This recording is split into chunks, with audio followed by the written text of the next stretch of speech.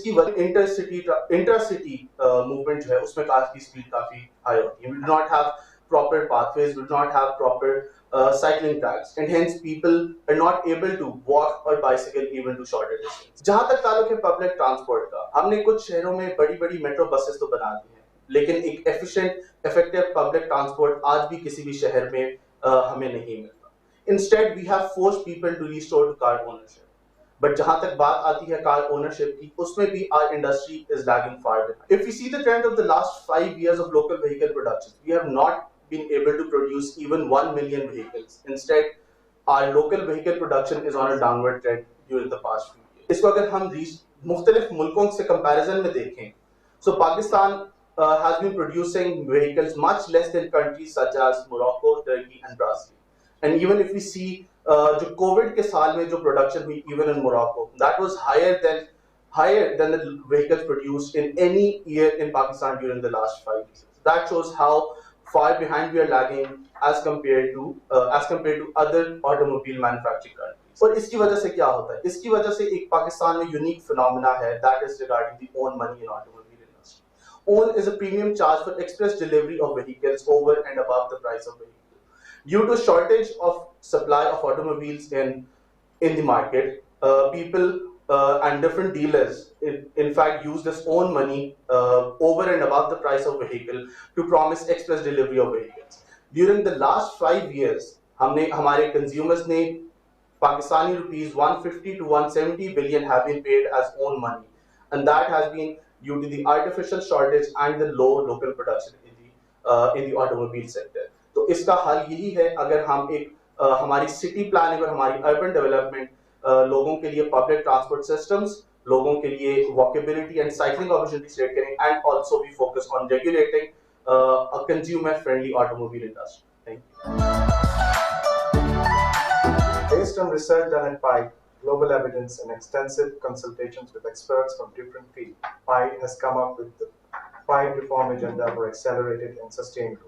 The growth agenda has identified major constraints to growth and has suggested action points to spur growth in Pakistan. Given the current indicators such as debt-GDP ratio and youth bulge, PIDE estimates the PIDE growth agenda show that Pakistan's economy needs to grow at 7 to 9% to sustain debt and absorb the growing labor force. Worryingly, however, statistics and research at PIDE show that the major drivers of growth, namely investment and productivity growth, are on the decline. These two trends are reflected in the long-term decline of GDP growth. The PIDE reform agenda for growth has identified several constraints and bottlenecks that have suppressed growth in Pakistan. One of these constraints is poor investment climate, which includes the absence of capacity to undertake transactions.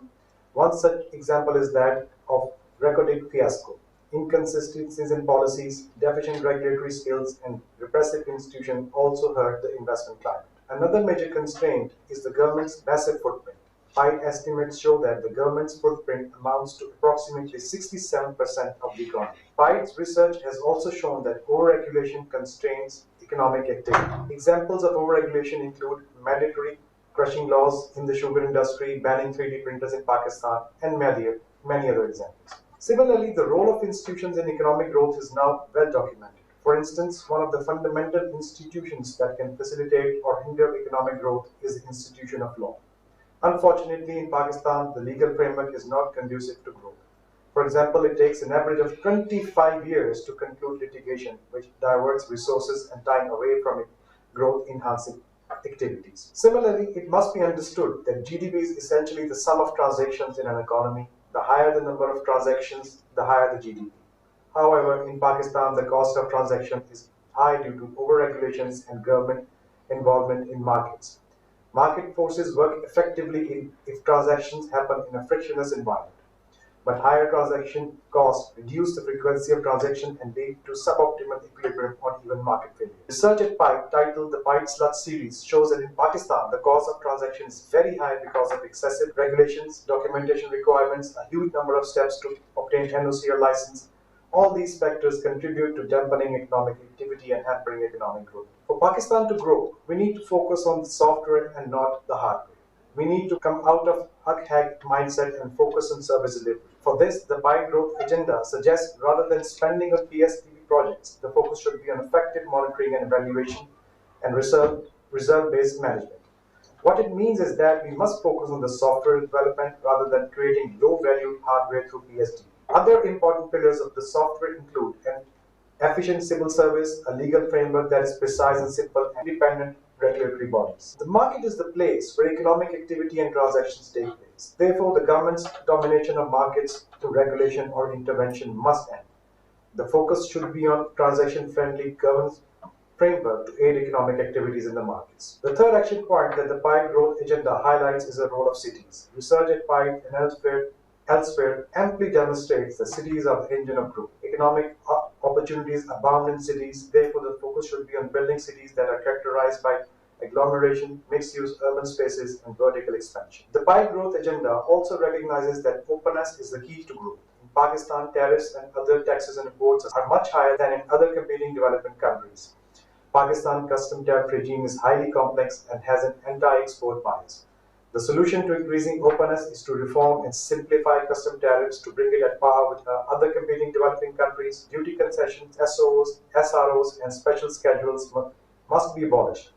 The custom tariffs must be revisited, including regulatory duties, and rationalized to encourage competitiveness and openness. In the current time and age, internet access is crucial for enhancing growth. In Pakistan, however, only a limited population enjoys the internet. The internet must be made widely and cheaply accessible, and fully funding fast internet access to all major cities should be explored as soon as possible. The sale of spectrum should be looked at as an internet access issue rather than revenue generation. Similarly, the achievement of 7 to 9 GDP growth will require more resources to raise the level of development spending to remove infrastructure constraint to growth.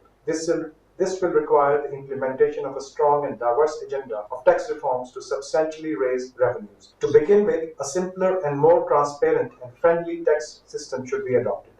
Moreover, taxes should be made more progressive and remove the tax breaks and concessions to the upper income groups. Finally, a mechanism to check tax evasion and corruption should be established. Pied analytics नई publication है pied की उसका जो पहला issue है वो inflation पे है we have done 4 things first हमने फोरकास्ट दिया है दूसरा हमने ये बताया कि इन्फ्लेशन की टाइप कौन सी होगी तीसरा हमने ये बताया कि इन्फ्लेशन के सोर्सेज कौन से हैं और चौथा हमने ये बताया कि गवर्नमेंट या स्टेट बैंक ऑफ पाकिस्तान के पास कौन कौन सी चॉइसेस हैं ऑन फोरकास्ट साइड हमारा जो पाइड एनालिटिक्स है वो ये एनालिसिस कर रहा है कि हमारा जो फिस्कल ईयर 2022 है उसमें हमारा इन्फ्लेशन 10.0% से लेके 10.5% तक रहेगा और अगले साल जो अगला फिस्कल ईयर आएगा फिस्कल ईयर 20 दिसंबर 22 तक वो हम वहाँ पे तकरीबन 10 और 11.5% के दरमियान रहेंगे दो बड़े काम हमने किए हैं first we have done this forecast by the econometric modelling and second we have taken the experts opinion the survey of the industry experts we have done in this part तकरीबन 80% of the participants जिन्होंने respond किया हमें they are predicting that the inflation will be around 9 to 11.5%. What is the nature and the type of the inflation? Our publication is predicting that the inflation will be the broad-based. एक बड़ा आजकल सुनने में आ रहा है कि inflation सिर्फ food की वजह से आ रहा है but we have estimated and we have analyzed that this is not only from the food but it is from the house rent, it is from the fuel prices and many other things along with the food prices. Specifically हमने तकरीबन 94 commodities के ऊपर हमने research की है और उसमें से हमने तकरीबन 70 आउट ऑफ 94 कमोडिटीज़ का जो पाथ है वो इन्फ्लेशनरी पाथ है That's why we are saying that this is a broad-based inflation.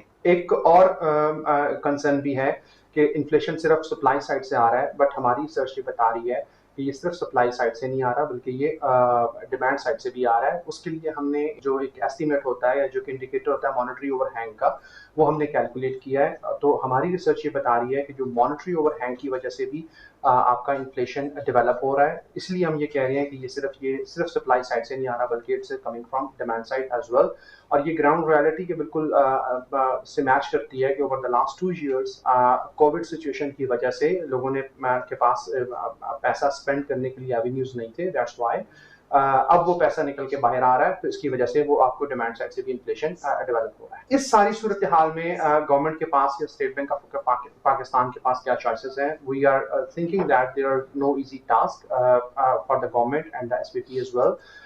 तीन बड़े बड़े काम फौरी तौर पे किए जा सकते हैं। एक कि आप इंटरेस्ट रेट को बढ़ा दें। If the state bank increase the interest rate, then definitely it will take a hit on the economic growth or the recovery path of the economic growth. कुछ जो इकोनॉमिस्ट ने उनका ख्याल दिया कि इन्फ्लेशन डेवलप हो रहा है डिप्रिसिएशन की वजह से। अगर state bank of Pakistan market में इंटरवीन करता है to stop the depreciation of the exchange rate, then definitely the state bank has to intervene with the foreign exchange reserves. तो हमारे पास इतने पैसे नहीं है कि हम उससे वो कर सकें। अगर ऑन द गवर्नमेंट अगर वो अपने टैक्सेस कम करती है या इंपोर्ट के ऊपर ड्यूटीज कम करती है, तो डेफिनेटली गवर्नमेंट को भी अपने फिस्कल साइड के ऊपर कंप्रोमाइज करना पड़ेगा। तो एक इजी टास्क नहीं है इन्फ्लेशन को कंट्रोल करने के लिए। That's why we are saying that the inflationary pressure आने वाले वक्तों में रहेगा। Thank you very much. 21st century is the century of digitalization. The movement to technology is rapid, but there have been a lot of hurdles in accepting the digitalization. But then COVID happened. Technology and digitalization were the solutions. The world became normal again. We are living in a new normal now. We have a lot of opportunities through the internet. When we were in the lockdown in the COVID, Zoom presentations, internet is providing a lot of opportunities. Most of those opportunities are realized in the corporate world. You can learn, you can get information, you can get your proper education and communicate and do employment based on internet, using internet technology. We at PIDE raised our voice at the time. We tried to start writing about the consumer issues, the issues of the population and the issues of the providers. We collaborated with major telecommunication providers. We collaborated and talked to the government and tried to come out with the solutions. We, in a study at PIDE, estimated that we require 967 million Pakistan rupees to provide internet to 4 districts of the 4 provinces. While talking to PTA, we have brought up the provider side issues, the supply side issues of the reach of spectrum and availability of spectrum, which PTA has assured that they'll be bringing in. So there will be enough internet for everybody around the country. We have talked to PTA to represent the agenda of PIDE to provide internet to everybody, because internet is now a necessity to tap opportunities, to earn, to learn, and to get formal education. There's a common belief in Pakistan that civil servants are paid poorly.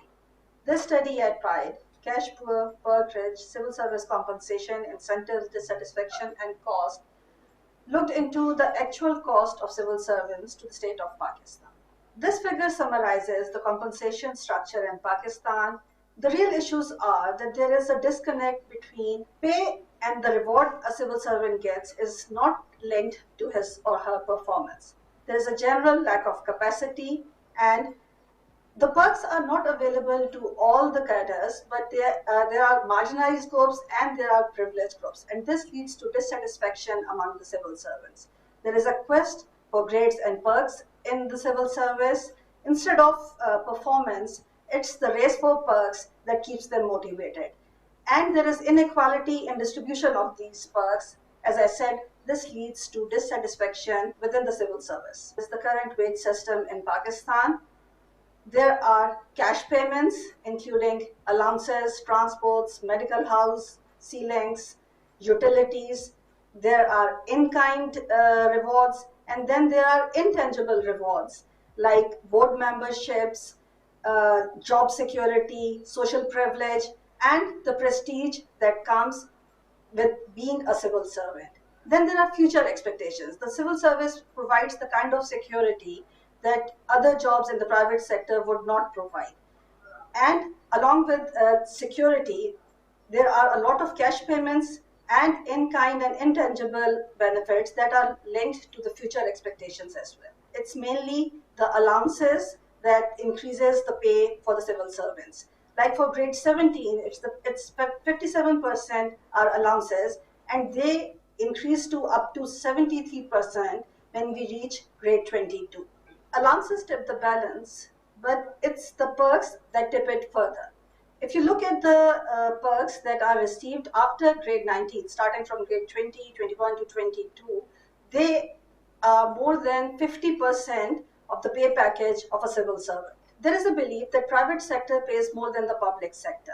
This may be true if we look at just at the monetary benefits. If we do a similar comparison internationally, again we see that the wage premium ratio for public sector employees in Pakistan is much more than as it is in other countries. What PIDE suggests is that we need to eliminate the unified pay scales, allow different professions and merit systems in the public sector, and there should be a wage setting system which should not happen through wage commissions but by linking pay with performance. And we think it's a win-win situation because all the valuable assets that right now are used by the government servants as non-monetary benefits would lead to growth and employment. More cash in hand would be available to the employees with better pensions and health care, and this would also lead to integration of the civil service with the markets. The Research for Social Transformation and Advancement, RASTA, is the largest economic and social sciences research network in Pakistan. RASTA's mission is to develop a research culture and a research network of academia and think tanks across Pakistan producing high-quality, evidence-based policy research to inform Pakistan's public policy process. Let's come to the objectives of RASTA.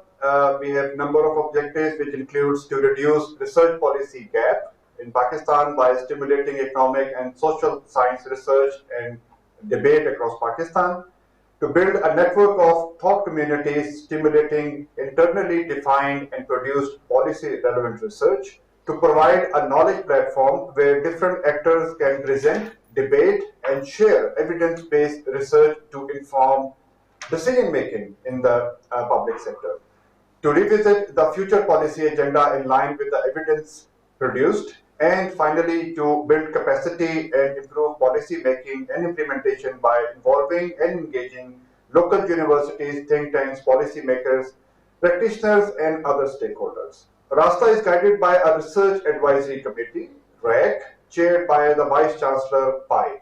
The members of the RAC are well-reputed national and international researchers, academicians, practitioners, economic development scholars, and senior federal and provincial government officials. RASTA has two broad streams through which it is building research networks, funding research projects, and informing public policy in Pakistan.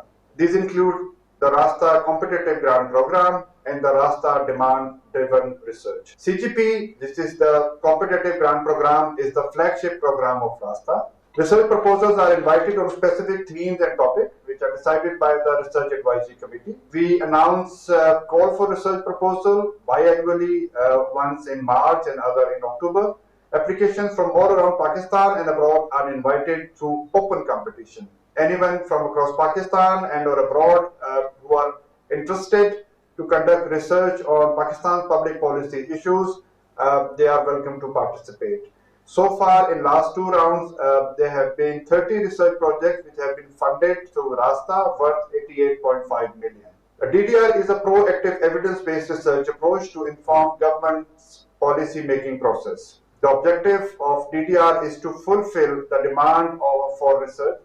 The objective is to fulfill the demand for research on several pertaining economic and public policy issues in the government, both federal and provincial level, highlighted by the government organizations, RAC members, and experts at PIDE. Several interesting DDR research projects have been initiated. One of those projects is PIDE Citypedia.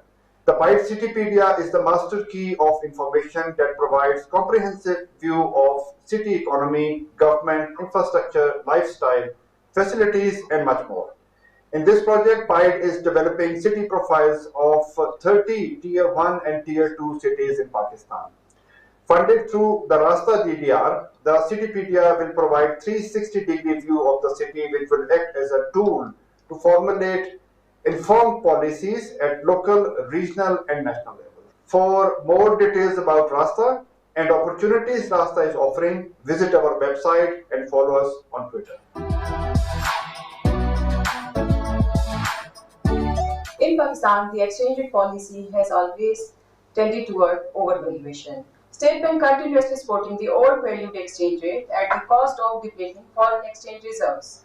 Therefore, the prevailing nominal exchange rate does not reflecting the equilibrium exchange rate. Due to this intervention, in the last 30 years, we have faced 5 currency crises where we maintain an unrealistic exchange rate in the face of the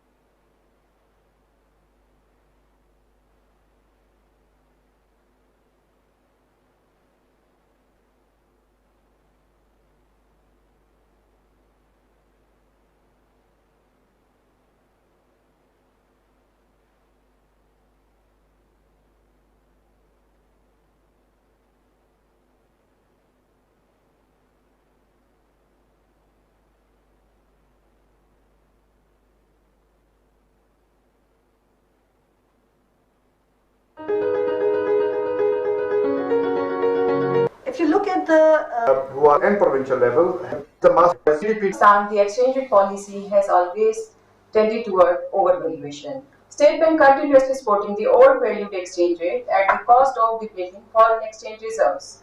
Therefore, the prevailing nominal exchange rate does not reflecting the equilibrium exchange rate. Due to this intervention, in the last 30 years, we have faced 5 currency crises where we maintain an unrealistic exchange rate in the face of declining foreign exchange reserves, such as in 1993, Pakistani rupee was devalued by 10% at the cost of 31% declining foreign exchange reserves.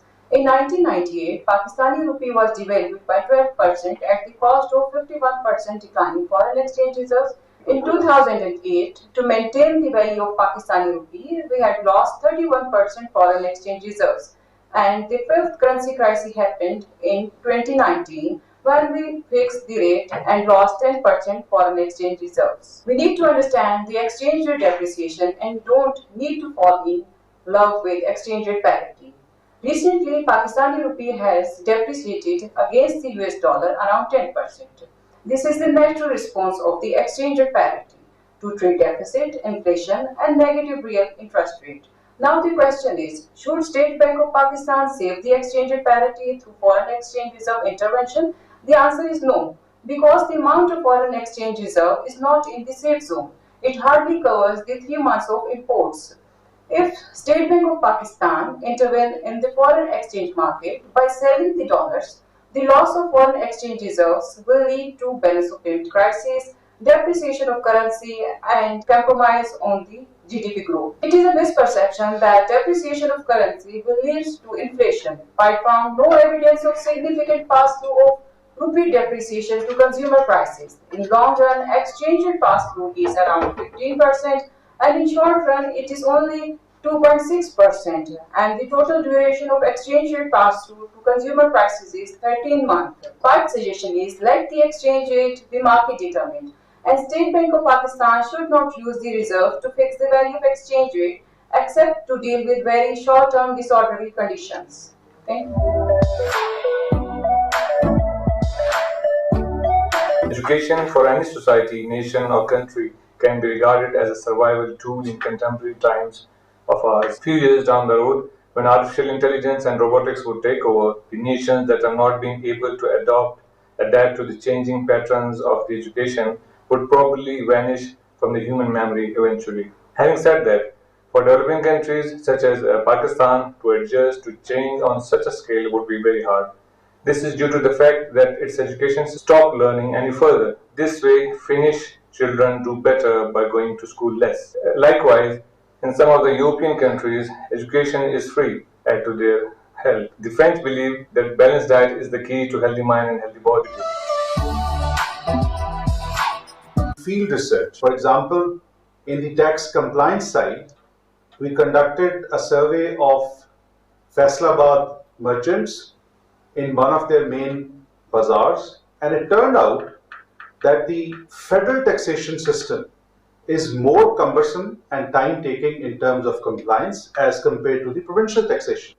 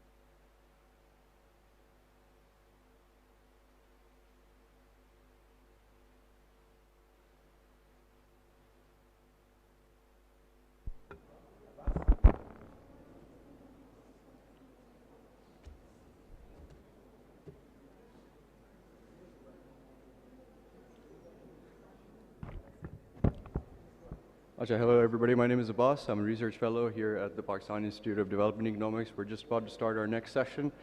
This is on technology, globalization, and the need for a new model of development. So the rise in technology around the world in the form of artificial intelligence, social media, augmented reality, and so on and so forth, has increasingly seems to be posing certain dilemmas or trilemmas, as Professor Roderick would put it, and I'm sure we'll get into that in just a bit, around the world. And this has led to a breakdown in democracy at several levels and triggered the rise of sort of reactionary populist leaders around the world. It's almost as if our conceptualization of interconnectedness has failed to keep up with emerging trends and innovations around the world. And it seems like we're stuck in these sort of old ways of sort of conventional industrialization based on steel and cars and so on and so forth. And so this panel aims to address these concerns, laying the groundwork for a new approach to development and globalization, which is based on inclusivity, dynamism, and proactivity.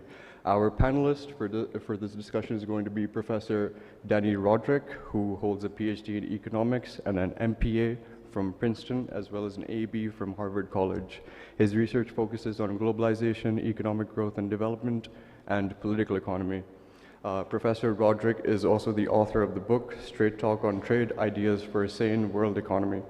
His articles have been published in several research papers, including the American Economic Review and Journal of Political Economy. He's also a columnist for Project Syndicate. Our chairperson for this is going to be our very own Vice Chancellor PIDE, Dr. Nadeem Ul-Haq. He's also served as the Deputy Chairman of the Planning Commission from 2010 to 2013, worked for the IMF for 24 years, focusing on public structure reform in Sri Lanka. He also has 5 books to his name. So with that, I'd like to pass over the floor to Dr. Nadeem to begin this discussion. Thank you so much. Thank you, Abbas. Welcome, Professor Danny Roderick. Obviously, you're very well known in Pakistan, and obviously you're even more welcome because you're Turkish, and you know Pakistan and Turkey have a very special relationship, so we're very happy to have you here. And of course, you're one of the leading economists in the world, and we all have read a lot about you, and you're a household word in Pakistan. Everybody's looking forward to your lecture, which obviously is going to break new ground. Let me tell you very briefly that we in this conference are targeting opportunity. The title is Opportunity to Excel Now and the Future. And we've had some interesting discussions. Today is the first day, or I should say second day, because we had half evening yesterday, but today is the first day really. So we had some interesting discussions. There's lots of students here. There's about 500 students ready to listen to you. And these students are all trying to understand what technology globalization means for them. So with that, let me turn the floor over to you, because everybody is eager to listen to you and not to me. So over to you, Danny. Thank you. Thank you very much, Nadeem. Good evening to all of you. It's a great pleasure for me to be able to join this conference, albeit remotely. I'm delighted to be part of these proceedings. I want to thank the Pakistan Society of Development Economists and the Pakistan Institute for Development Economics. And I'm very happy to report, as the current president of the International Economic Association, that the Pakistan Institute for Development Economics has just recently become a member of the International Economic Association. So that makes me doubly happy for being part of these proceedings. What I'm going to be talking about is very much in line, I think, with the general theme of this conference. I'm going to be focusing on the transformations in the current global context that I think make us that force us to think about a new development model.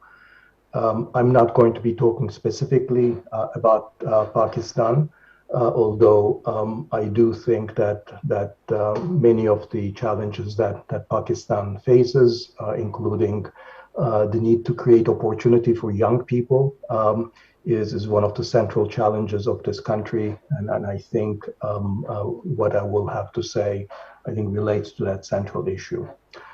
Let me start by talking about what the traditional development model is and why that is no longer working.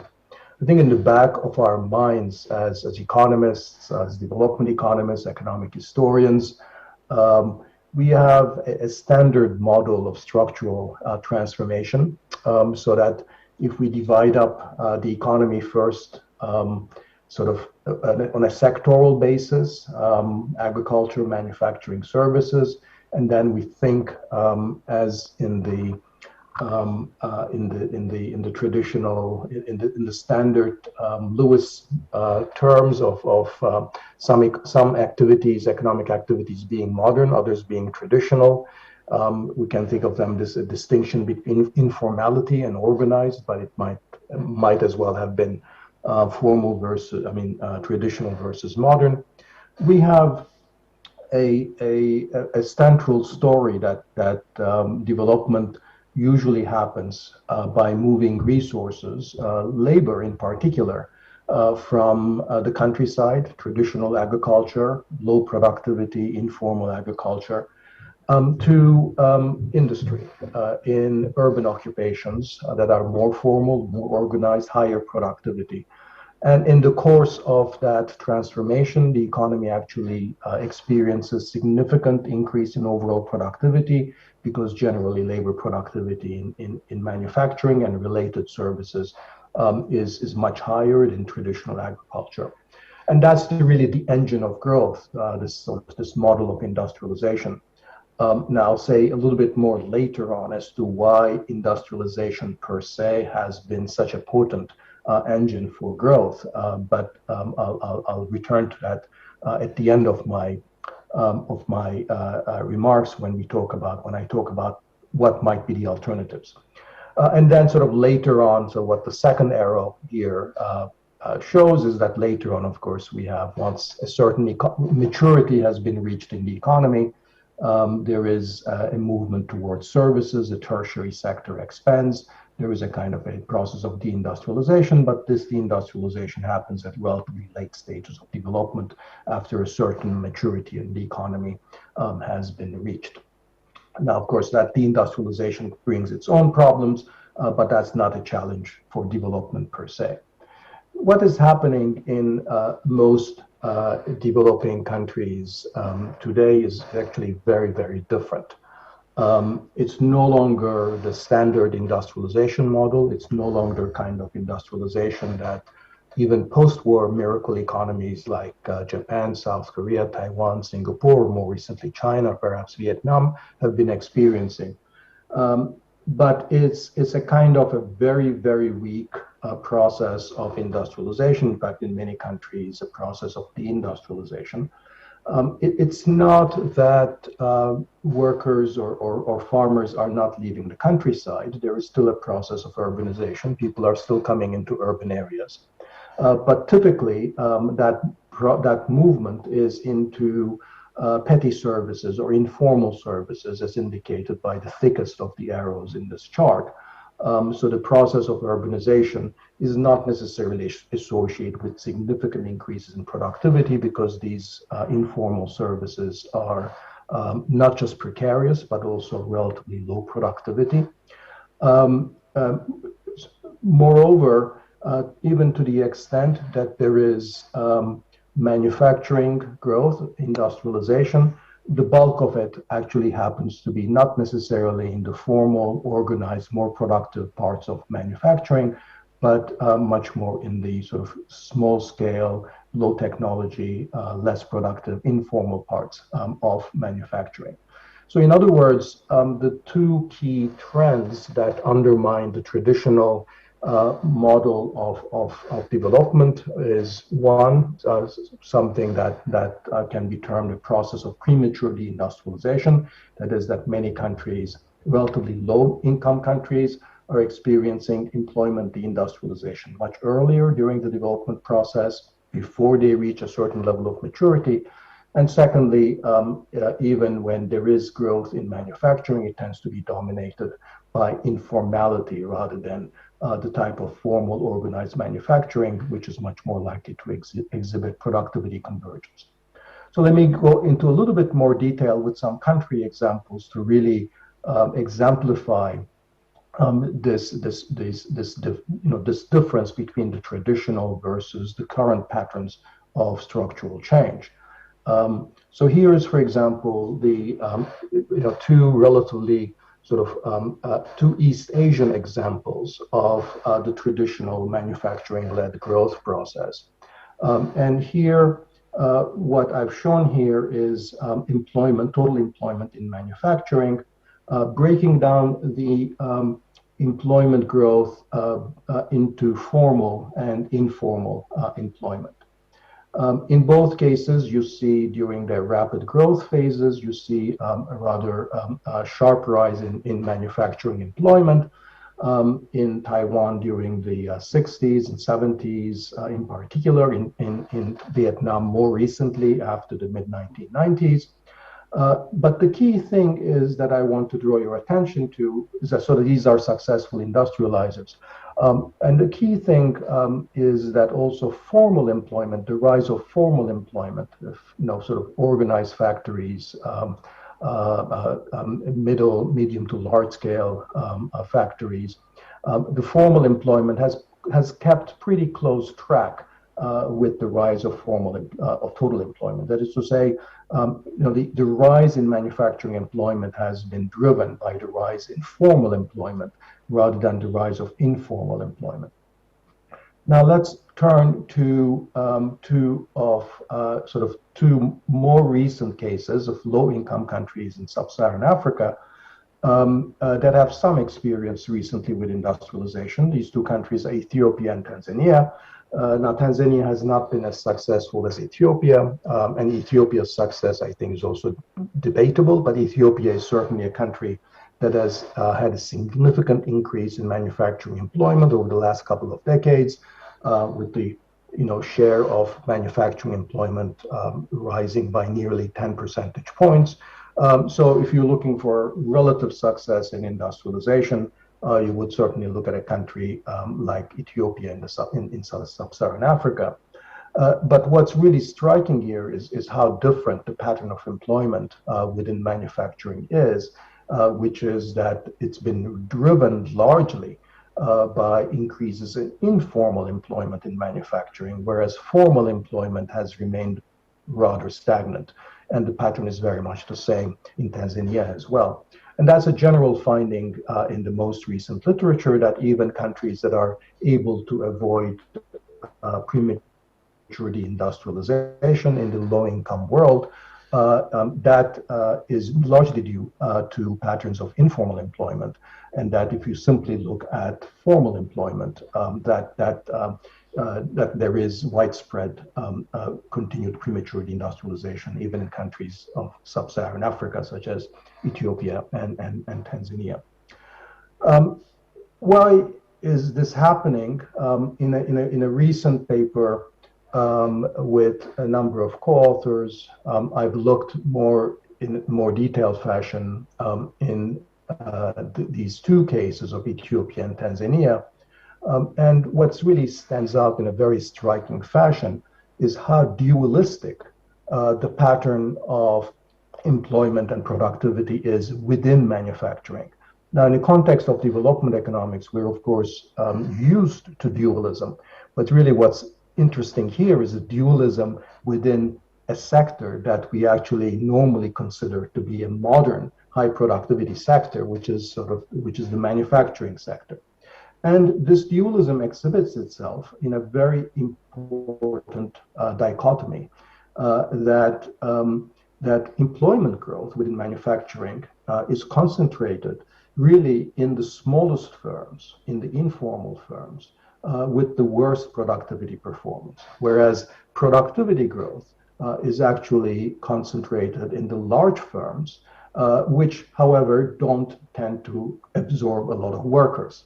So in short, large firms actually have pretty good productivity performance, but little employment growth, whereas small firms are the ones that absorb employment, but they in turn exhibit very poor productivity performance. So this dichotomy in terms of, either you can be productive or you can absorb employment, but not both at the same time. And I think this pattern of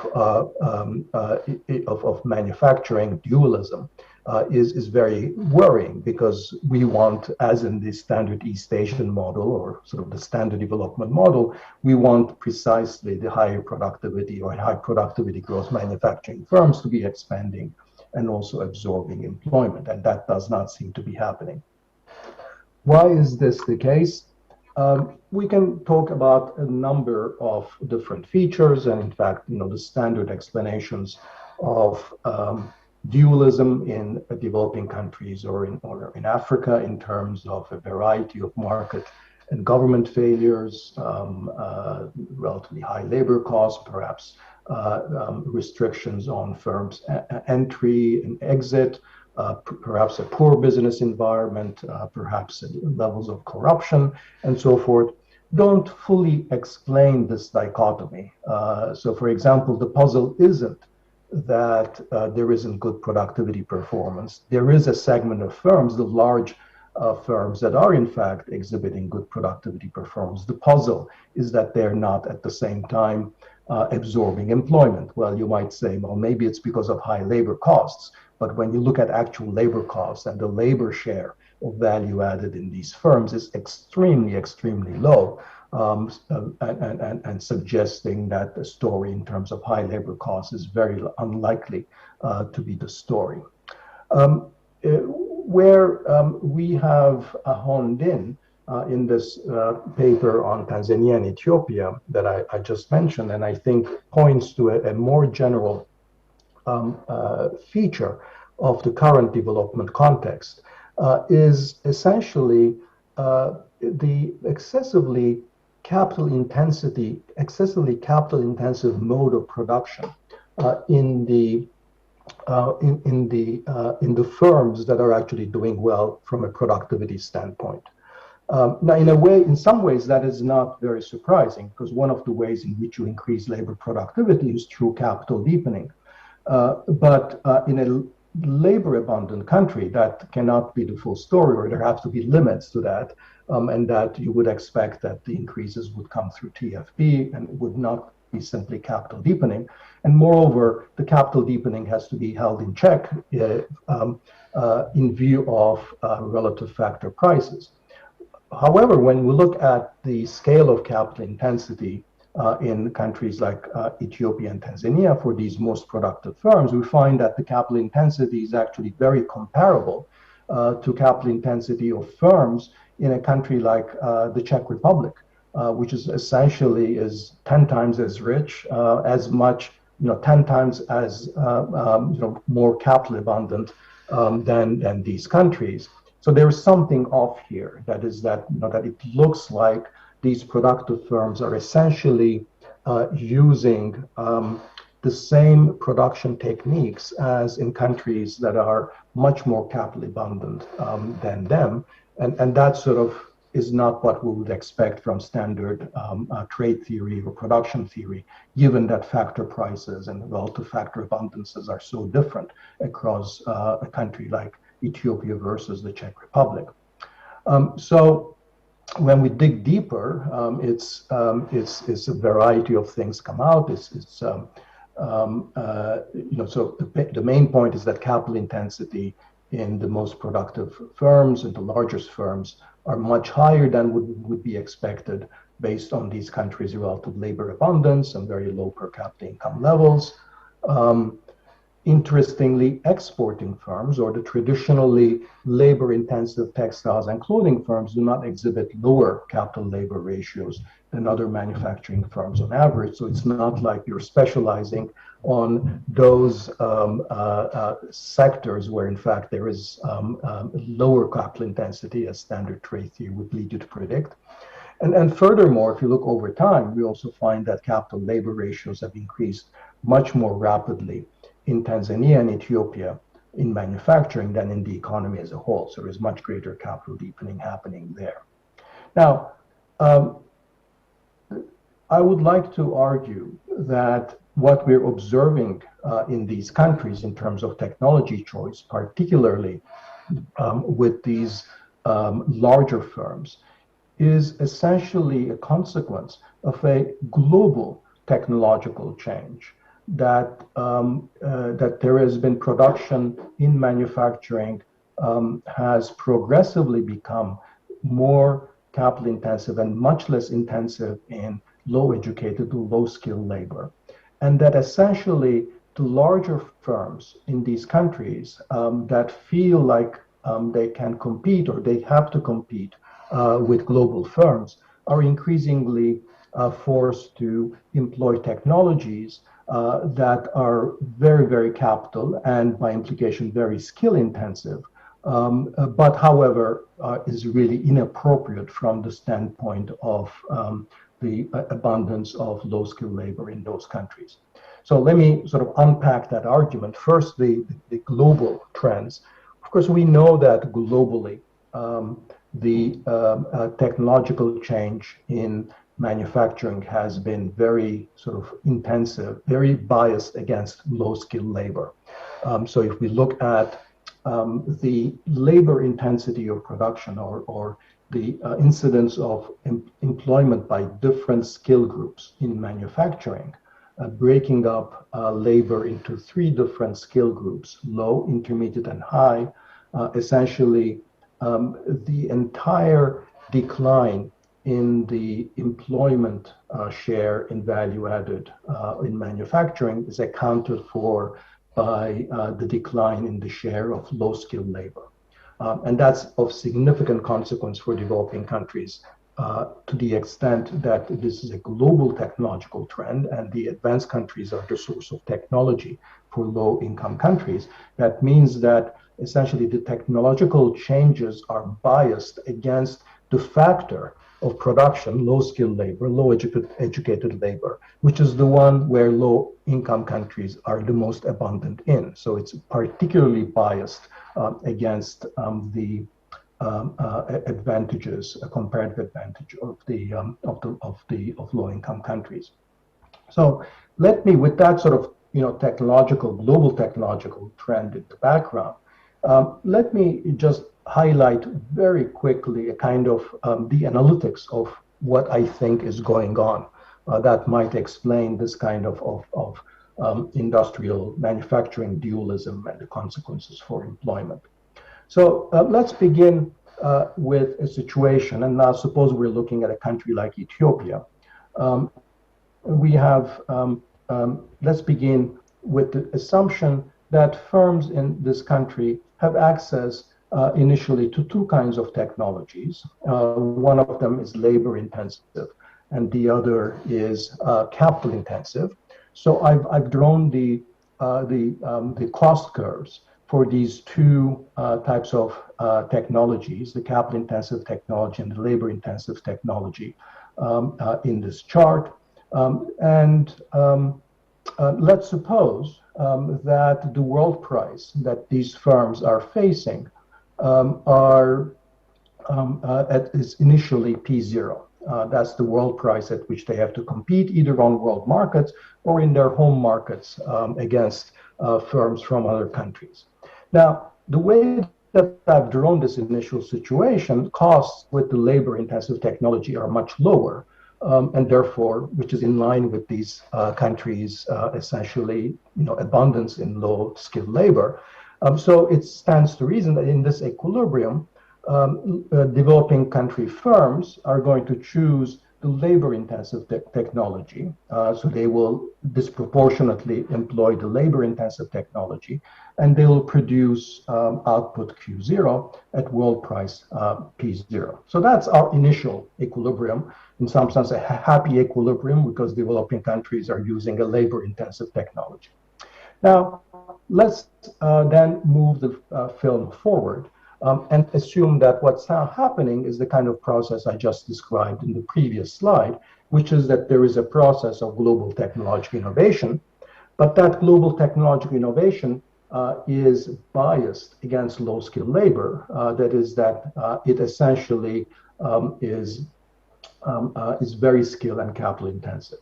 So one way to represent this in terms of this chart is to say that what is happening is that global technological innovation pushes costs of production down only for the capital-intensive technology, and that therefore the cost curve for the labor-intensive technology stays the same, but the cost curve for the capital-intensive technology has shifted down, and so we have this shift down into the new cost curve, which is the dashed line curve for the capital-intensive technology. Now, what is that going to happen? What's that going to do for world markets? What that does is that essentially, because advanced countries were using the more capital-intensive technology, now with their costs coming down, global prices are going to fall to a level like P1. But the downward shift in cost for the capital-intensive technology in developing countries is going to be less than this downward shift in world prices. And that's either because capital costs are higher in the low-income country, or because there might be technological frictions in the transfer of technology from advanced countries.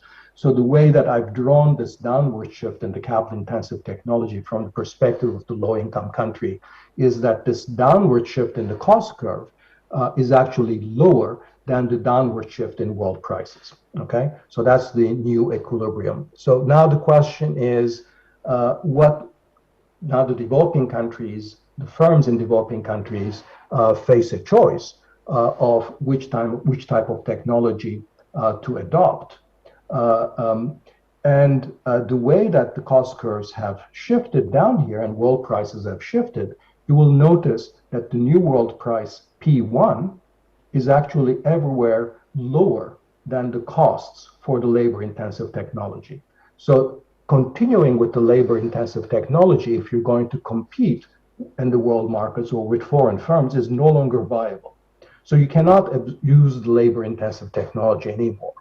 And now you're forced to shift to the capital-intensive technology. And therefore, essentially, what happens is that with the new technological possibilities, with a lower world price P1, the firms in the developing countries are now producing at Q1, a lower output Q1. Okay, so what is the main story here? The main story here really is that when you look at sort of the consequences of this kind of biased technological change on what it does to employment possibilities in this prototypical developing country, is that there is essentially a triple whammy or triple negative shock on employment prospects. One is that there is a direct employment loss due to the reduction in output. So output goes from Q0 to Q1. There's a reduction in output. Why is output lower? Well, because essentially the change in technology has reduced the comparative advantage that developing countries had in labor-intensive product. So this is a reduction in comparative advantage. And therefore, this is an adverse, essentially, terms of trade shock, and that reduces the output of manufacturing. That's the direct employment loss due to a reduction in output. Now, there is an additional shift, of course, because not only is output been reduced, but the production technique also has become more capital intensive. And therefore, there's an additional shock to employment, which is that, given the reduction in output, there's a kind of employment, is reduced by proportionately by more because because output also has become more capital intensive. And third, there is also kind of a more dynamic effect, if you will, which is that there is going to be a reduction in employment elasticity in this economy to positive profitability shocks. Because essentially what the production structure now implies, at least for these sort of more competitive firms, is going to be they have now a steeper cost curve. There's a steeper cost curve because capital and the various complements to capital, such as skills and infrastructure and so forth, are much more scarce in the low-income countries, so that that this cost curve rises more steeply in the low-income country compared to before. And so what that means is that the buoyancy of employment, the dynamism of employment, when countries are doing everything right or there are positive profitability shocks to employment, that buoyancy or the employment elasticity is also going to be lower. So these are the triple negative shocks to employment prospects.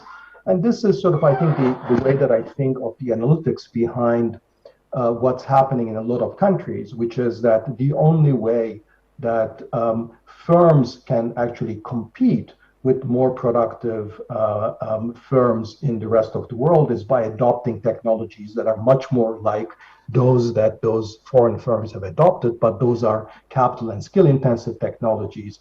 And therefore, you can only become more productive by essentially reducing your ability to absorb employment. Whereas essentially the surplus of employment ends up much more sort of in informal firms that are not necessarily competitive with foreign firms. And so that's the story I think that a lot of developing countries are facing, and why the prospects for industrialization-driven growth has become much weaker across the world for developing countries. So that, I think, raises the question, if this is the conundrum that industrialization now poses, that even those countries that are going to be successful are those that will not be able to absorb significant amounts of employment, that manufacturing will look more like, if you will, enclave sectors. Maybe you'll manage to plug into global value chains here and there, but they'll essentially remain enclaves in your economy and not produce the kind of trickle down and expanded employment, expanded productive opportunities for large parts of your labor force. Then the question is, what is the alternative to the standard model? To see whether there are really alternatives elsewhere, I think we need to dig a little bit deeper on the question of why industrialization has historically been such a potent force, such a potent engine for rapid growth in the first place. I think there are three reasons, which was implicit in a lot of what I said before, but I think it's useful to be explicit about that. One is the process of productivity dynamics, that historically there has been unconditional convergence in formal organized manufacturing, which is to say that once you get your manufacturing started, there is a process of convergence to the productivity frontier. So the productivity dynamics in manufacturing have tended to look very different than in other parts. So that's a process of unconditional convergence. But it's not just that, but there's also two other things. One is that traditionally manufacturing has had the ability to absorb a lot of labor. So you could turn a a farmer into a production worker in manufacturing relatively easily, so that there were few constraints on the supply side to expanding manufacturing production, because you could rely on a sort of reserve army of relatively less productively employed workers. And third, that there was no constraint on the demand side either. That once you got manufacturing going, you were not constrained by the size of your home market. That you can expand by excelling abroad, or replacing imports in your home market without necessarily turning the terms of trade against yourself and running into the problem of reduced profitability. So that number two and number three imply that you could expand manufacturing without running into either supply side constraints or demand side constraints. Now, the story I've told you is that basically number two is no longer there. So manufacturing has essentially lost its ability to absorb labor. But the point is that if we're going to look for alternatives, those alternatives would have to have these three characteristics: that they would have to have the productivity dynamics, they would have to have the labor absorption capacity, and they would have to have the tradability that allows the absence of constraints on the demand side. So when we look at what those alternatives might be, and they would be in agriculture or in services necessarily, the question is whether we can find such alternatives. Now, my general conclusion here is that, in fact, while there are certainly significant significant opportunities for productivity increase in agriculture and in services, that it's very difficult to identify the kind of part of the economy, kind of sector that might actually fulfill the historical role that manufacturing has traditionally done. Because in terms of agriculture, it's very difficult to envisage a world or a future world in which agriculture will continue to absorb employment. So there's a lot of improvements one can do, and diversification into non-traditional products and so forth. There's a lot of potential there. But even in countries that have done that job well by developing cash crops or developing non-traditional exports, labor has continued to move out of agriculture. So agriculture is not going to be a labor-absorbing sector. What about services? Well, services will certainly absorb labor, but the question is what kind of services will absorb labor? Crudely speaking, I think services come in two varieties. There is a high productivity and generally tradable segment, and those are things like IT, finance, insurance, business services, business processing, outsourcing, and all of those kinds of things, which have the right technological characteristics, they have the right productivity dynamics, they're also tradable.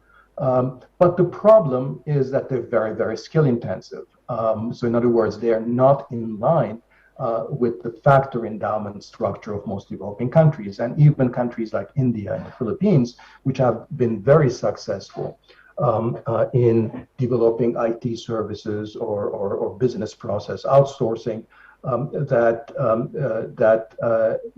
those sectors have remained relatively limited in terms of their overall impact on economic development, because they are not the answer to the 95% of the labor force which do not have the skills to be absorbed into those IT or BPO sectors.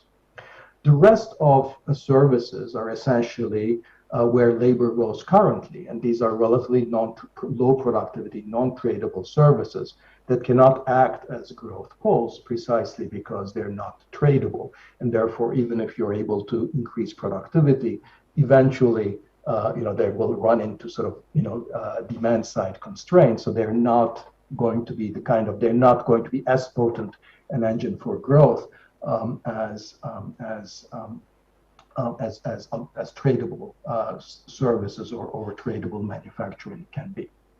So that's really, I think, leaves us with a conundrum, and that's the conundrum is, where will the good jobs, where will the productive jobs really come from? Those were traditionally spearheaded by manufacturing, but I think they're going to be increasingly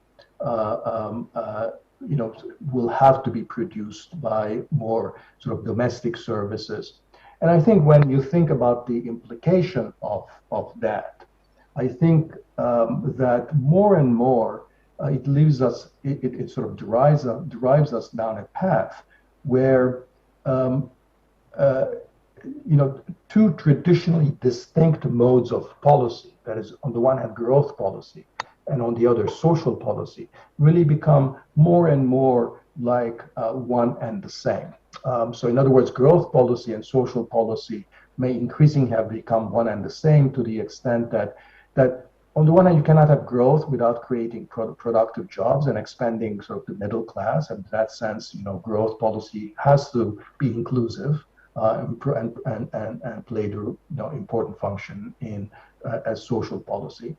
On the other hand, we cannot really address the structural factors behind poverty and inequality without creating good jobs for relatively low-skilled workers. So in other words, you can't really do good social policy without, in terms of using the terms of this conference, without really providing employment opportunities, productive job opportunities. It can't be simply transfers. So that's the sense in which I think thinking about creating the right kinds of jobs for the bulk of relatively less skilled, low educated workers is the way both to provide for greater inclusion, more equitable development, better social policy, better social outcomes, and also the way to get more growth by getting people into more productive jobs.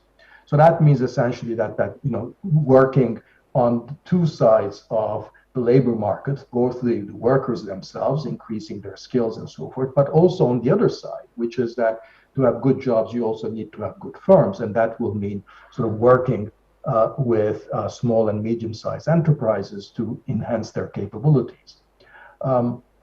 So that will, I think, ultimately entail a mixture of interventions, both on the supply and demand sides of the of markets. And I think the nature of productive development policy or industrial development policy really changes, because we normally think about industrial policy as essentially being focusing on the growth champions, the most productive larger firms, the ones that are oriented towards the world market and so forth. But if what I'm arguing is right, that those parts of the economy are actually going to have only limited success in creating opportunities, in creating employment for the bulk of the workforce, then industrial policies will have to focus much more on the sort of the small and medium-sized segment of firms, more on firms that are really producing for the home market. And that's really a very, very different style of both industrial policy and for development policy. So just to use maybe 2 or 3 more minutes to explain how exactly I think what that sort of model looked like. Let me try to wrap up by using this matrix, which I found useful in a variety of contexts, but I'm going to use it in the context of what so the implications of my arguments so far are for development policy. So this matrix differentiates along the columns on sort of what part of the economy we're intervening in, where we're intervening in the pre-production stage, that is at the stage where individuals are acquiring their education, their endowments, the production stage, the stage at which production, employment, investment decisions are made, and the post-production stage, that is after those decisions have been made. And along the rows, we distinguish between sort of different segments of the economy: low productivity, middle productivity, and high productivity segments of the economy. Now, our traditional sort of poverty reduction and social protection model really focuses largely on the cells that I have circled here. So on the one hand, this model focuses on investments in education, training, maybe also human capital. These are all sort of focused on enhancing the endowments with which workers come to the market, but also sort of post-production redistribution through cash transfers, through various safety nets and social protection schemes, and also maybe about sort of macroeconomic policies directed at full employment as well. So that's the traditional poverty reduction and social protection model. Now, the traditional industrial growth policies focus on a very different sort of kind of cells in terms of here. On the one hand, we focus on things like the right innovation systems, the intellectual property rights regime, the trade agreements, the R&D incentives, subsidies, corporate tax incentives to attract investors from somewhere else and so forth. But it's really, we're focusing much more on the high productivity segment of the economy. I think what we need to think increasingly of, and that's where I was coming at in my remarks just now, and this, for lack of a better term, we might call sort of the good jobs development model, the one that focuses on development from the perspective of trying to answer the question, where will the good productive jobs come from? And I think they're going to come increasingly from this sort of middle productivity segment, ideally. So these are not the most productive, the most competitive parts of the economy.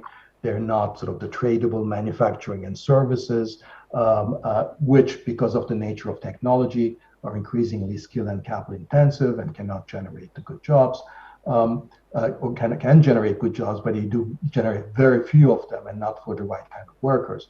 So increasingly, I think we will need to have a focus that is much more focused on firms that are small and medium-sized, and the nature, and these firms will be mostly domestically oriented. They'll be mostly services firms, and the nature of industrial policy, the way that we help these firms, will actually be very, very different. And we can maybe, I don't know how much time we'll have left to discuss, but the evidence we have on how we can enhance productivity and employment in this segment of firms is that the best way to do it is not through tax incentives or subsidies necessarily, but through a variety of training combined with customized public services that might range from help with management, help with technology, help with marketing, but very customized set of provision of public inputs that are contextual, that respond to the needs of different types of firms. It's a kind of industrial policy which I've written about in a number of different settings, but it's very different from the traditional East Asian type of industrial policy that's focused on the export champions. So let me just end here. Even though I've tried to suggest a direction for where development policy needs to move, I think this really raises many more questions than it answers, and I'm very much conscious of that. But I'm very worried that our received models have broken down, and that they're going to lead us to of increasing disappointment with sort of our primary challenge of creating jobs for young people in economies, particularly where the labor force is growing quite rapidly.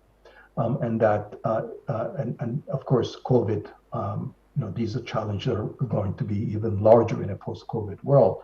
And I think if policymakers and economists don't confront these questions, I think we might have a bigger problem on our hands than otherwise. So I hope I have not depressed you too much. I hope at least I've suggested some ways out of this dilemma. Perhaps we're not going to have as rapid growth as we had before the crisis, but I think there are ways of thinking about growth that will also simultaneously make it more inclusive and produce better social outcomes for all. So it might be perhaps lower but higher quality growth. So thank you very much, and let me stop here.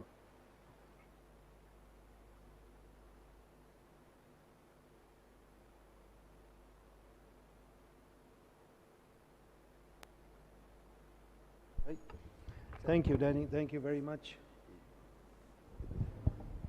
Thank you.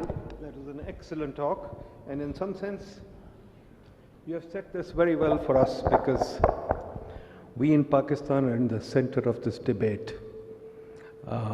First of all, let me say this is a great talk. You really set the issue very well for us. We've been discussing this today, and this is a larger debate that takes place in Pakistan. But let me also add that, Danny, we'd like something from you, a kind of a paper, because we want to publish a volume, so we'd like something from you that we can present this to Pakistan. It's a very important point to present. As I said, we've been discussing this. We are kind of still stuck in the past because there's lots of talk on industrial policy. And there's industrial policy being made even as we speak. And it's the old industrial policy that you put in the last segment of your table or your matrix, that we are still thinking of subsidies, we are still thinking of capital investments, and we are still focusing on trying to produce the traditional capital intensive investment through large firms. At the same time, we are still thinking of producing exports. So that's on the one side. We at the PIDE have begun to question this, and we've been arguing that technology is fast overtaking us, and this is why we are holding this conference. And we think that, quite frankly, we need to reimagine the economy. So we put forward a great growth framework, arguing that we should think much more broadly about technology as well as how investment will take place. So we need to give a much more broader focus to the domestic market while we maintain openness. And we need to subset the issue of social policy, education policy, and other things. One of the key things that comes out here very clearly is that should we focus just on exports, and should we focus just on manufacturing? And in terms of manufacturing, we have a very traditional approach. We think of buying machines as manufacturing. So we are continuing to protect cars in Pakistan. We are continuing to protect fertilizers, many industries, in fact, which are based on buying large machines. We've just started protecting the manufacturing of mobile phones. Now, as you know, these are all very shifting technology firms. And quite frankly, one of the things that we are facing, which you highlight, is the fact that R&D is shifting capital intensity as well as services. Every area is being affected by R&D. And this is something that we don't participate in. We have no R&D whatsoever. In fact, we have zero R&D. We've looked at that, and we cannot even compete in the R&D market. So in such an economy, of course, you're very right. We are more like Tanzania and Ethiopia than Vietnam or China. So what would your sort of advice be to a country like Pakistan? How do we frame this question? The other thing I might point out, we've also done some studies in PIDE to look at regulation.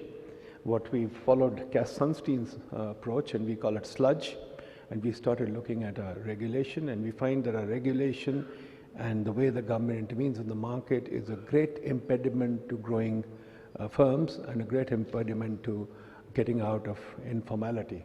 So with those constraints, what would be your best advice to us actually beginning to frame our growth policy? Yeah, I mean, there's no way I can get very concrete in the context of Pakistan, given my very limited knowledge of the economy.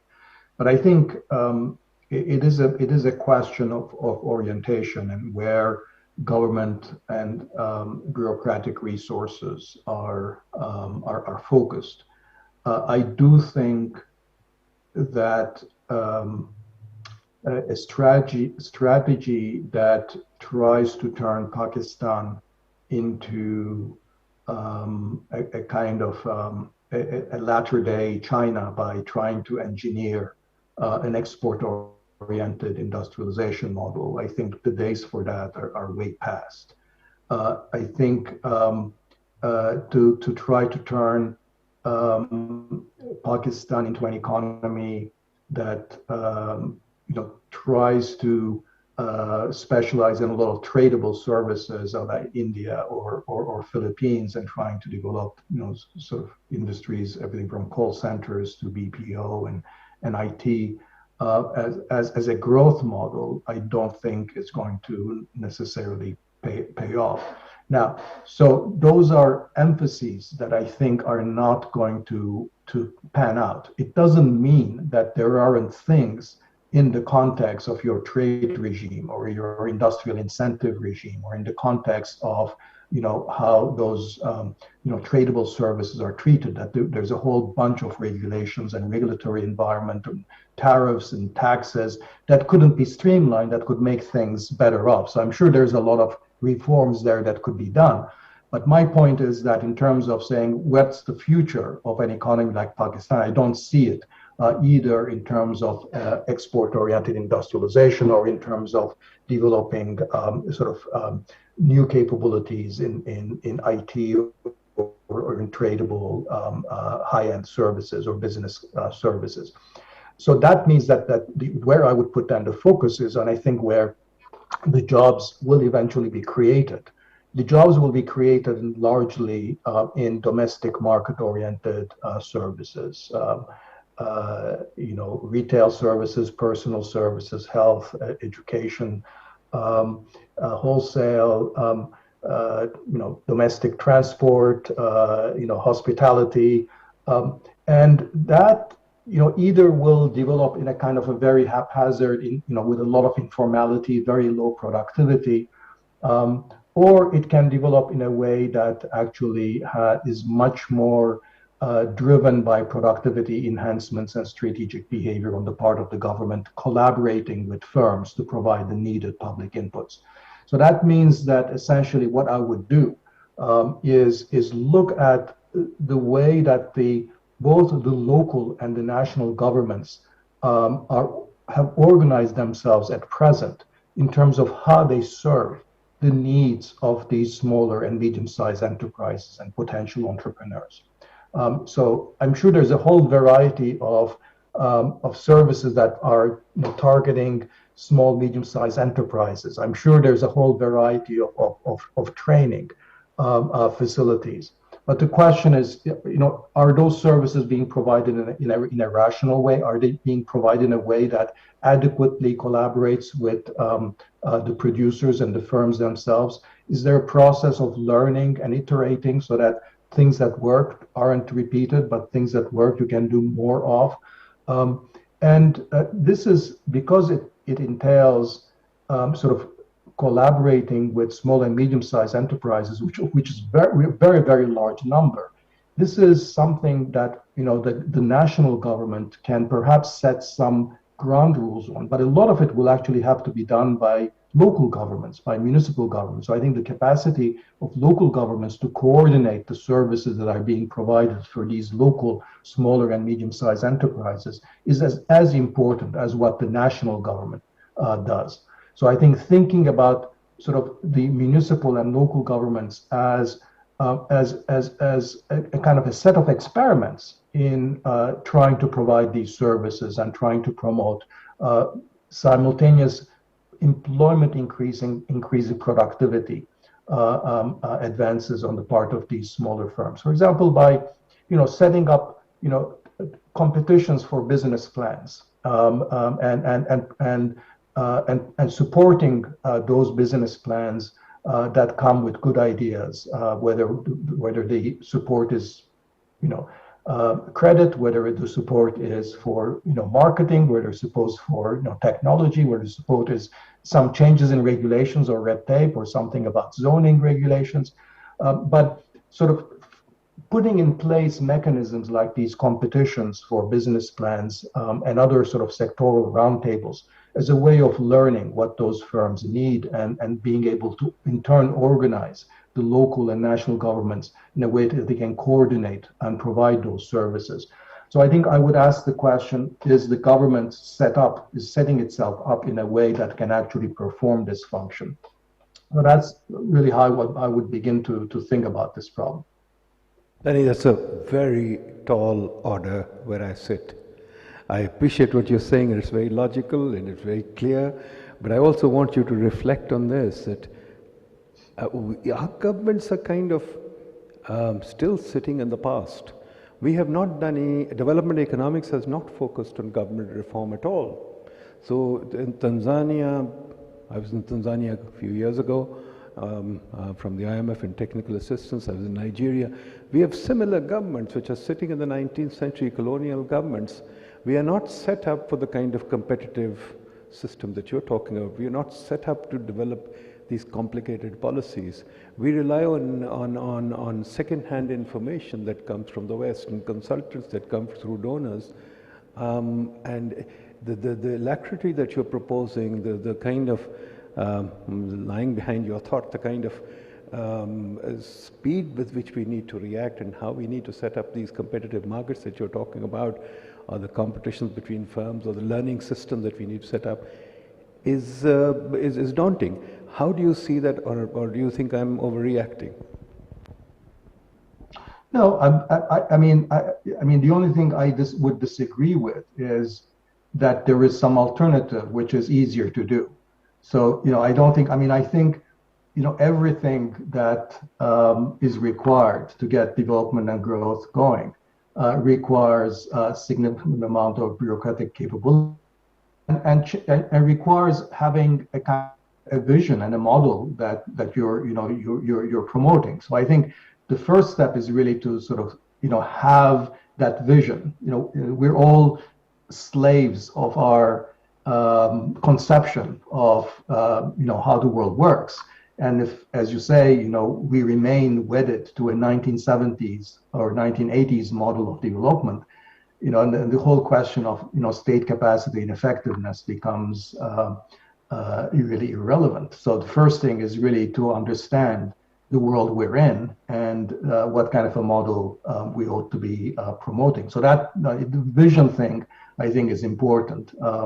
And secondly, I think the question is, how do you put the vision into practice? So that's where the question of capacity and state effectiveness comes in. I don't think the kind of one thing we've learned about our usual sort of Washington consensus laundry list kind of reforms is that they too require significant capacity, and it's not just a matter of borrowing some blueprint and borrowing some legislation from another country and just passing it. So everything requires a certain amount of implementation capacity, and the type of model I laid out is not necessarily one that is more intensive or that is more demanding of capacity, because it by its very nature, you can start small, and you can, for example, the model that even municipalities can begin to start doing this by organizing themselves appropriately and coordinating their services is something they can start small. And so I think the question of capacity is, I think we're often, capacity is not something that you start out with. Capacity is something that is built over time. And the way you build capacity is actually by doing something and learning. And so I think the right answer is to say, yeah, we lack capacity, but I think, if this is our objective, this is how we're going to be, we're going to start doing, and we'll build the capacity over time as we learn more how to do things better. So that's, that would be my answer. you. One last question before I move on to the floor, Danny. You know, I'm very heartened by what you said, because what we have researched and proposed for Pakistan is in line with what you're talking about. But we've also heard about today that agriculture is the path to development, and we have to go down agriculture. And we also hear about industrialization, a la the old industrialization model, with SEZ, special economic zones, and we are hoping that China will shift their industry here, and we are hoping that we'll get Chinese firms to withdraw from China and come here. So all kinds of trends are floating around, but I see what you're saying, and I agree with that. Reflect a little on Turkey. I know you write a lot about Turkey, and you obviously you are from Turkey, so you're involved with Turkey. How does what you say apply to Turkey? I think we can learn from that.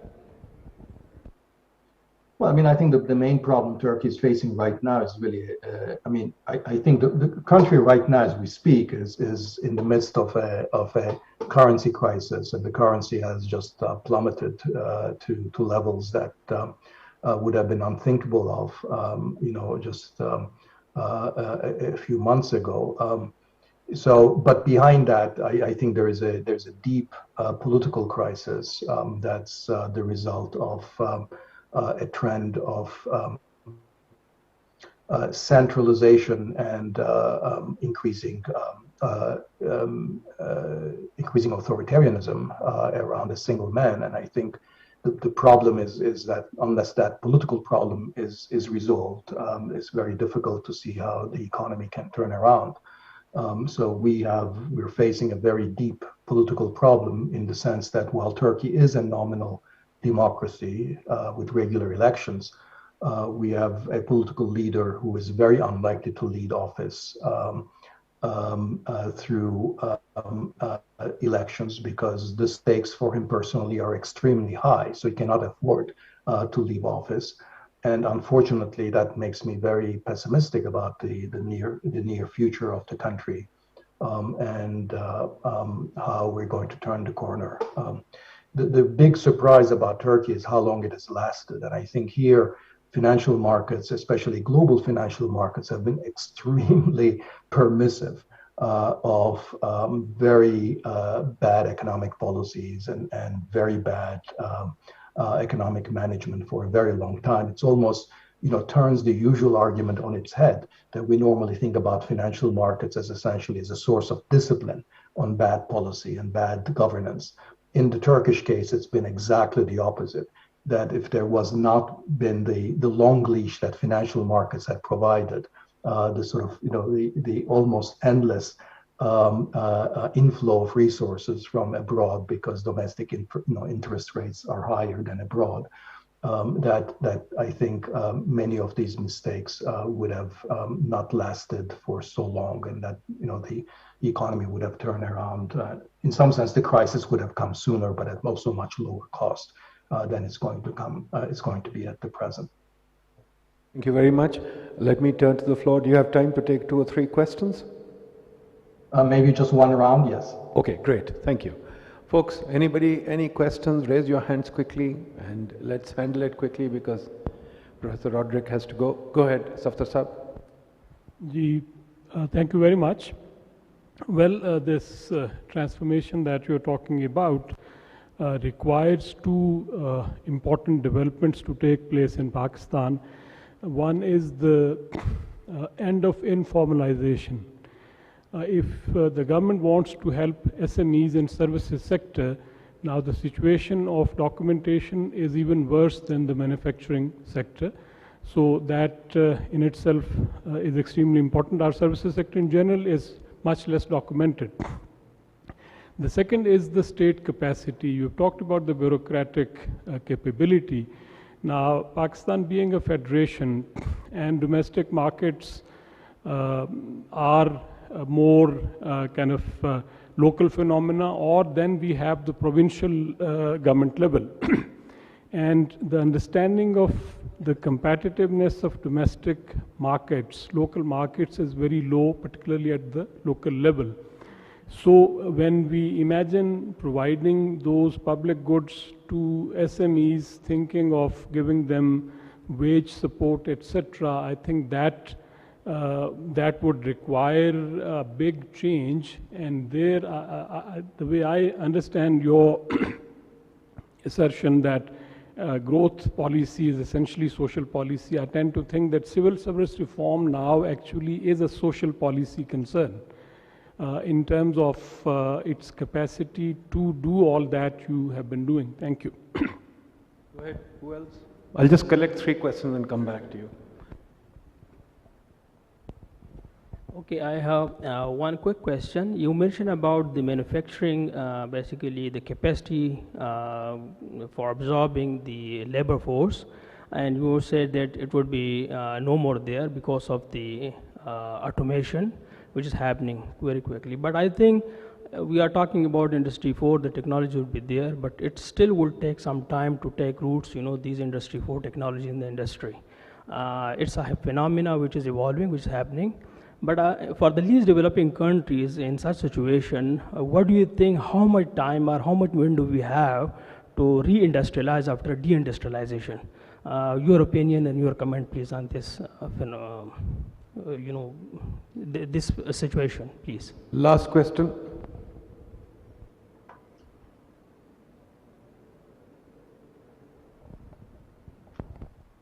Hi.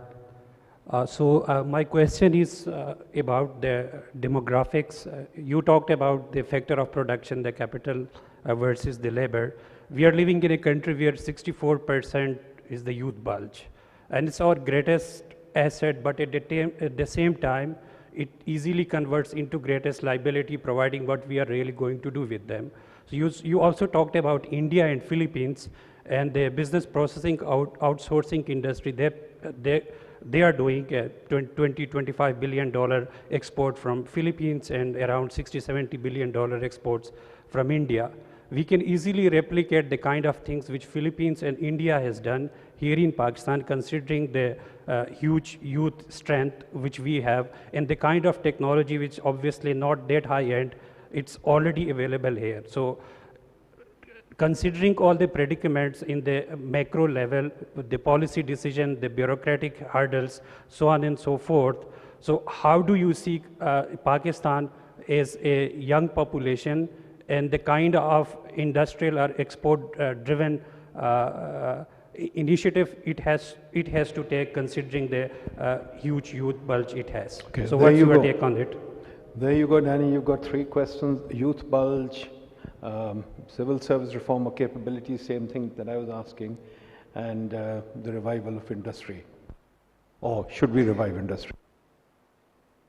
Yeah, thank you. These are all terrific questions. Maybe just answering them in reverse order. I mean, I think the youth bulge is precisely what concerns me. Is that that's why I said in one of my slides, I think the central problem of development going forward is not where will the jobs come from, where will the good jobs come from? That is, where will the relatively productive jobs come from? Because you're not going to have unemployment, but the issue is, will you have enough productive employment? I'm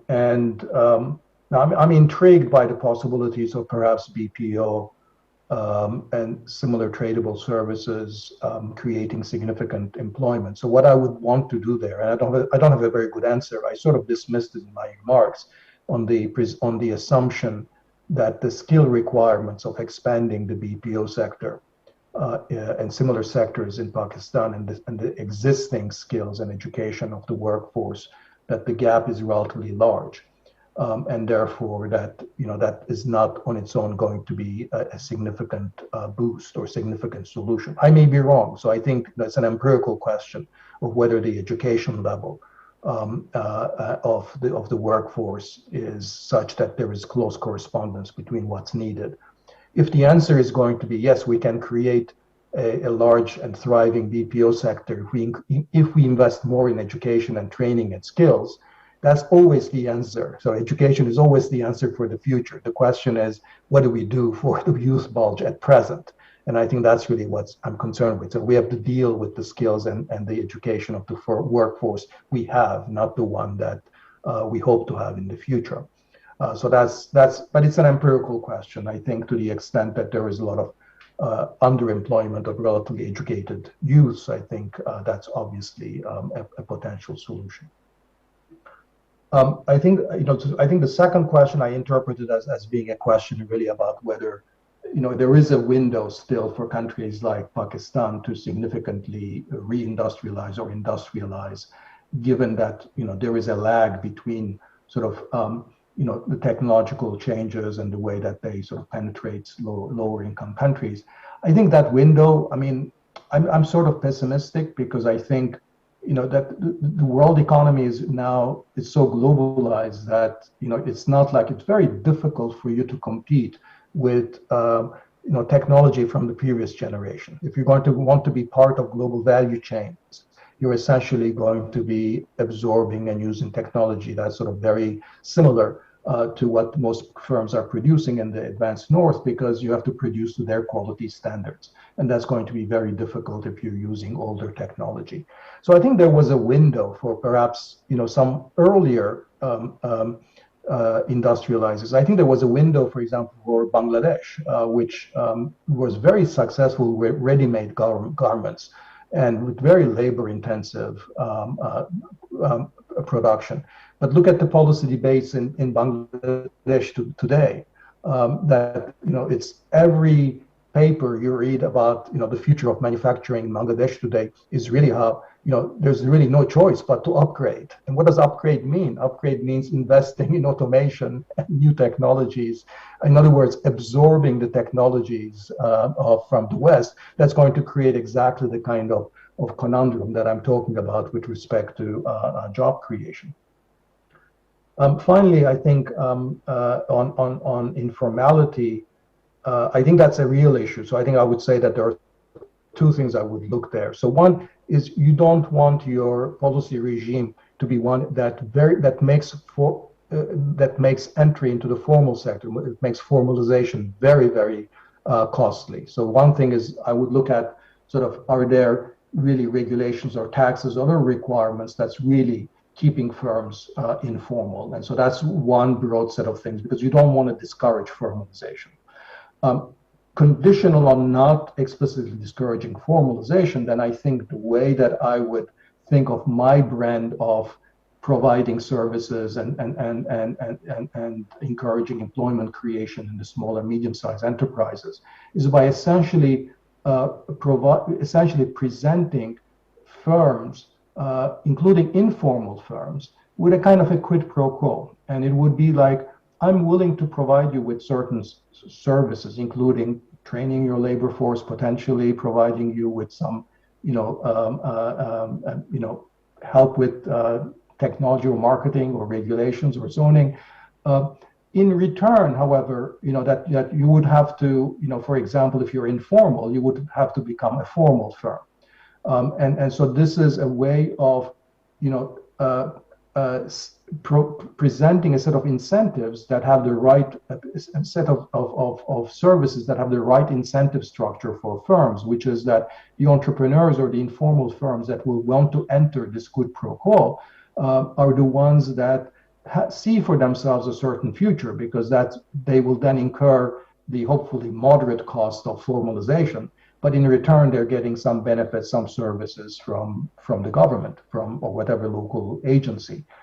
So I think that kind of quid pro quo, where formalization doesn't simply look like it's a kind of a stick. Now they have to pay taxes. Now they have to be regulated, but also that in return they're getting services. I think it might be a way also to, in the provision of these services, provide appropriate selection incentives, so that you don't want everybody to come in and queue up for these services. You want the ones that are more likely to invest in the right direction and have a vision for their firms and are more entrepreneurial.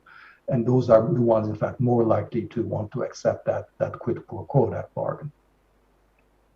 Professor Roderick, thank you very much. As you can see, this is why we set the theme of this conference. The coming future is very difficult indeed, and we have to prepare for it. It's not going to be easy to follow Bangladesh, China, Vietnam. There's a lot of debate here on following China and Vietnam. And the Chinese model, people talk about the Japanese model, but the world has changed. The reason I asked you about Turkey is we may be more on the path of Turkey, sadly. And as you are trying to struggle with the economy of Turkey, we are trying to struggle with the economy of Pakistan. Thank you very much, Professor Roderick. We won't keep you now, although I've just got a message saying there are more questions waiting, but I know you're in a hurry. So thank you very much, and inshallah, we look forward to having you in Pakistan. So now that COVID is over, our invitation is open to you. Please come and visit us, and hopefully we will get much more out of, we still always get much more out of you, but we'd like to show you Pakistan and welcome you warmly to Pakistan as well. Thank you, Professor Roderick. Thank you for always being there for Pakistan. Thank you very much, and good luck for the rest of your conference, and thanks again for having me. As you can see, there's a lot of appreciation in the hall. Thank you, Professor Roderick. All the best. Good night. Thank you.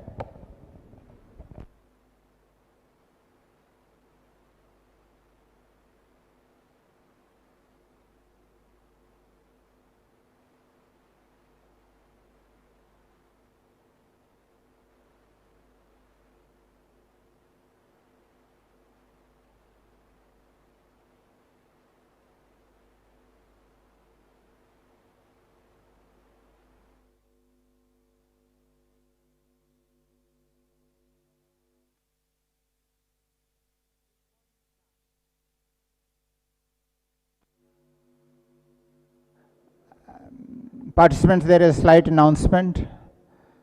So there is a slight, let's proceed for dinner first, but there is a slight change in tomorrow's morning schedule. So the schedule would be something like this.